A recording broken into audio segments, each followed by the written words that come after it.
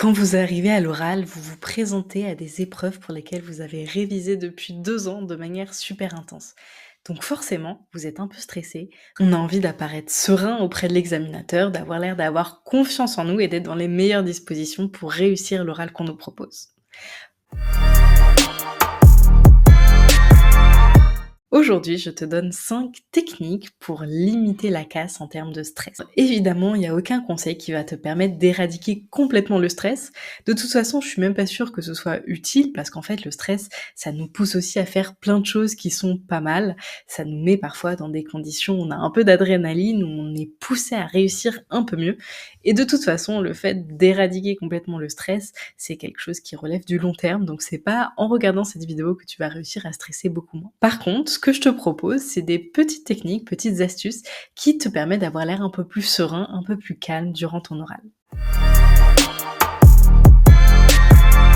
La première technique, qui est super importante, que j'ai déjà évoquée dans une autre vidéo, c'est tout simplement de réfléchir avant de parler. En fait, on a toujours envie, quand on nous pose une question ou autre chose, de parler en continu, à la fois pour meubler un peu le silence qui est dans la salle, pour éviter une gêne. Et en fait, tout ça, c'est pas spécialement bon quand on pose une question. Quand on vous pose une question, ou même quand on vous donne le début d'un exercice, vous avez tout à fait le droit de réfléchir. Quand c'est un exercice non préparé, vous pouvez tout à fait prendre 1 minute, 2 minutes, voire même un peu plus, pour vous poser les bonnes questions et réfléchir à comment vous allez vous y prendre. C'est exactement la même chose quand un examinateur vous pose une question.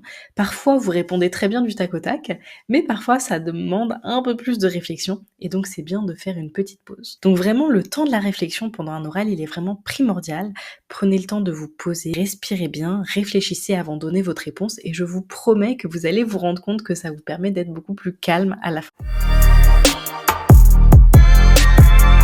Deuxième astuce qui est super importante, qui est une astuce générale, c'est prenez une tenue qui est confortable, dans laquelle vous vous sentez bien. Qu'est-ce que c'est une tenue confortable? Une tenue confortable, c'est à la fois une tenue dans laquelle vous sentez que vous êtes bien présentable, que vous faites une bonne première impression, et à la fois une tenue dans laquelle physiquement vous êtes confortable. Donc typiquement, pour les garçons, si vous prenez une chemise blanche et que vous pensez à tout, pendant tout l'oral, à est-ce que je vais avoir des auréoles ou pas, c'est pas une tenue confortable, ça. C'est une tenue dans laquelle vous pensez plus à la tenue qu'à votre oral. Et ça, c'est un problème. Pareil pour les filles, si vous mettez des talons, par exemple, qui sont un peu trop hauts, que vous savez pas trop comment marcher, que vous avez peur de vous tordre la cheville pendant votre oral, c'est clairement quelque chose qui est pas confortable pour vous. Donc pensez-y, la tenue idéale pour un oral, c'est une tenue dans laquelle vous sentez à la fois que vous faites une bonne première impression, et d'un autre côté, c'est une tenue à laquelle vous ne pensez pas durant tout l'oral. Troisième astuce pour éviter de stresser, c'est la respiration. Alors évidemment, on vous le dit tout le temps, ça a l'air d'être une technique de développement personnel un peu pourrie, mais en fait c'est super important de prendre le temps de respirer calmement, et ça a des vertus sur votre calme, votre sérénité et votre manière de dompter le stress. Donc si à un moment vous sentez que votre cœur commence à battre très vite, que vous êtes super stressé, vous avez fait une erreur et vous savez pas si vous allez vous en sortir, ou alors l'examinateur vous a fait une remarque très négative et vous savez pas comment réagir, posez-vous, prenez une grande inspiration et vous pourrez ensuite repartir. On néglige un peu ça parce que forcément on est dans le feu de l'action, mais il faut pas oublier que les techniques les plus simples sont souvent les meilleures.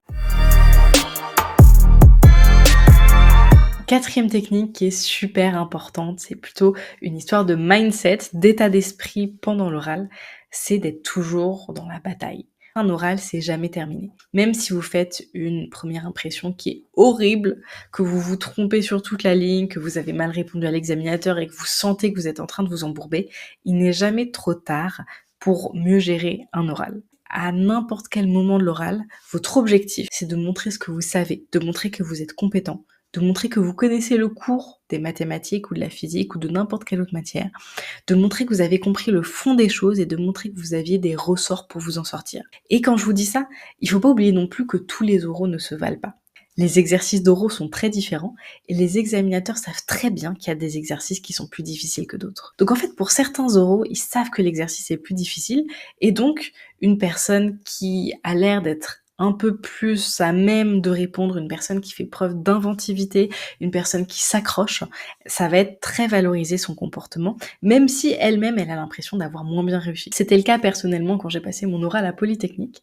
C'était un oral sur le feu d'artifice et je sais pas pourquoi, alors objectivement, c'était pas non plus l'oral le plus compliqué du monde, mais je sais pas pourquoi, la manière dont c'était posé, ça m'a beaucoup perturbée. Je trouvais, que c'était, voilà, j'avais pas trop de pistes pour où partir et l'examinateur pendant 50 minutes, il faisait les 100 pas et il arrêtait pas de me répéter: «Mais enfin mademoiselle, vous avez déjà vu un feu d'artifice quand même!» Et c'était très perturbant parce que vraiment il a dit que cette phrase en boucle pendant les 50 minutes de l'oral et je me suis accrochée, j'ai essayé de faire ce que j'ai pu, de faire bonne figure et en fait je m'en suis sortie avec la note de 14 qui est quand même pas mal pour un oral de l'X, malgré le fait que, voilà, quand je suis sortie, je me suis dit: «Mais je vais avoir 4, c'est pas possible, j'ai rien fait du tout». Donc n'oubliez pas votre attitude, votre manière de répondre, elle est super importante, donc il faut jamais, jamais lâcher. Si vous avez raté le premier exercice, il y aura un deuxième. Si vous avez raté le début du deuxième exercice, c'est l'occasion de montrer que vous connaissez le cours, que vous connaissez des choses, que vous avez des idées, des concepts importants. Tout ce que vous pouvez dire pendant l'oral peut permettre de vous mettre en valeur et d'avoir une bonne note. Cinquième conseil qui est pas des moindres, puisqu'il s'agit d'un conseil qui prend place une fois que l'oral est terminé, c'est tout simplement d'oublier votre oral. Il y a beaucoup d'élèves qui essayent de faire une approximation de quelles notes ils vont avoir, d'essayer de faire un peu des pronostics comme ça pour imaginer est-ce qu'ils vont réussir ou non à avoir l'école qu'ils veulent. Et je pense que ça sert absolument à rien.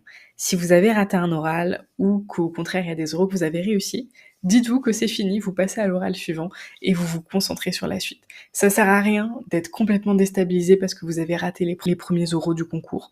Ça sert à rien non plus d'essayer de refaire en boucle le film d'un oral en se disant « Ah mais j'aurais dû faire ci, j'aurais dû faire ça », d'essayer de reprendre l'exercice pour le refaire chez soi, c'est pas quelque chose qui va vraiment vous apporter grand-chose pendant vos épreuves en général. Donc une fois qu'un oral est passé, vous fermez la porte, vous vous concentrez sur le reste et je vous assure que de toutes les façons, vous ne pourrez plus rien.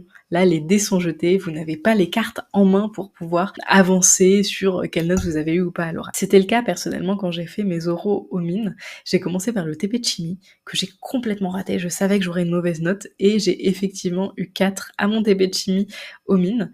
Et en fait, moi, ça m'a un peu permis de me libérer, parce que j'ai commencé par cet oral qui était très difficile, et je savais que j'avais raté. Donc en fait, à partir de là, je me suis dit, de toute façon, les mines de Paris, c'est pas pour moi, je vais y aller, et on verra bien ce qui se passe. Et en fait, c'est les oraux que j'ai les mieux réussis, ce qui m'a permis d'ailleurs d'intégrer l'école des mines de Paris, comme vous le savez. Donc vraiment, rien n'est jamais perdu. S'il y a un oral que vous avez raté, ou un oral que vous avez tout à fait réussi, juste pensez à la suite, concentrez-vous sur le reste, et de toute façon, vous y pouvez plus rien. J'espère que ces conseils pour un peu mieux gérer le stress durant les périodes d'oraux vous auront été utiles.